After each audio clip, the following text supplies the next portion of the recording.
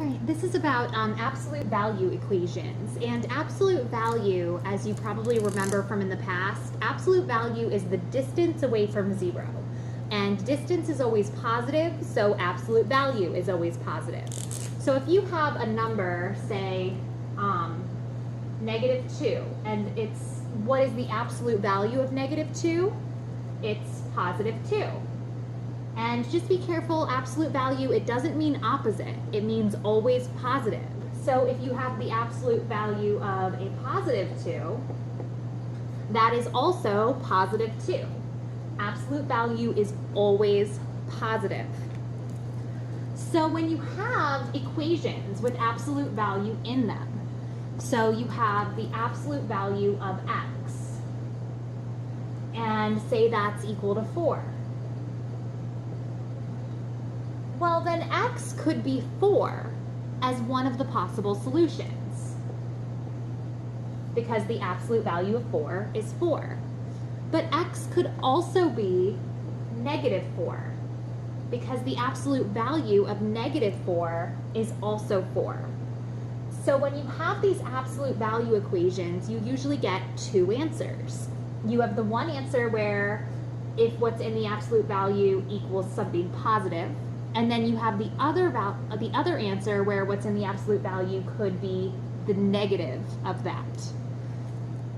So when you're solving an absolute value equation, the very first thing you need to start by doing is isolating the absolute value bars. So if you have something like the absolute value of x plus 2 minus 3 equals 5. The first thing we want to do is use inverse operations to get the absolute value bar part by itself. So we would add 3, add 3.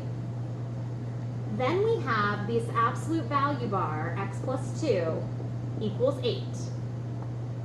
Once you get to this point, you're going to solve an equation like normal, but there's two equations to solve. There's the one where you have x plus 2 equals 8, and there's the other equation where you have x plus 2 equals -8.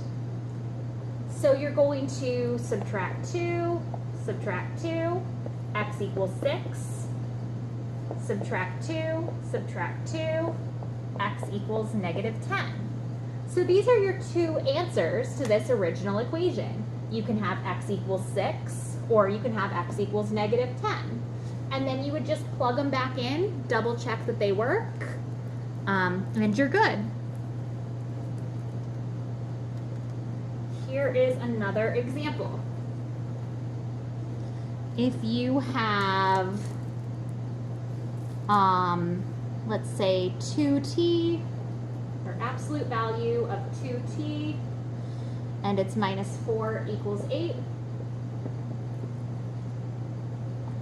So this time the absolute value is already isolated. So you can go ahead and set up your equation where you've got 2t minus 4 equals 8, and 2t minus 4 equals -8. And then you just solve both equations. So 2t equals 12, t equals 6, 2t equals, that would be adding 4 would be -4. So then t equals -2. And those are your two solutions. T is 6, t is -2.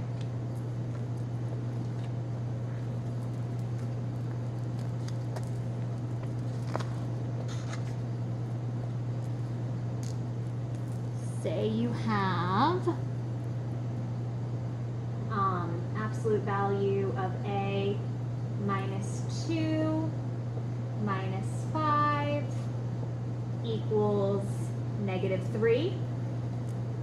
Again, you're going to start by isolating the absolute value.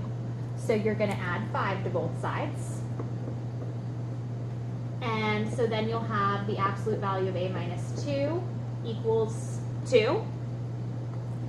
Then you will have a minus 2 equals 2. A minus 2 equals -2. You only have your two different answers once this is isolated. And then you would just solve them. So you'd have a equals 4 and a equals 0.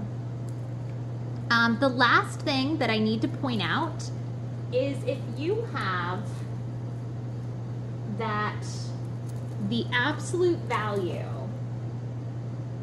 of x equals a negative number, that is never going to be true. So if you have an equation where, say, no matter what is in these absolute value bars, say it's x plus 4 is equal to negative 2, this is impossible. What's in the absolute value can't equal a negative. So you would say there's no solution. This is, again, this can only happen once the absolute value bars are isolated.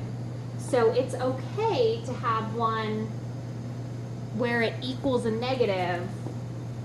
So say you have like x plus 1, and then we have minus 3 equals negative 2.